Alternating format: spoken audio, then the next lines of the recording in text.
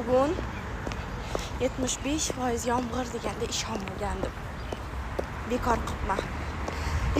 Ishonish kerak bo'lmagan narsaga ishonaman. Ishonish kerak emas, ishonish kerak.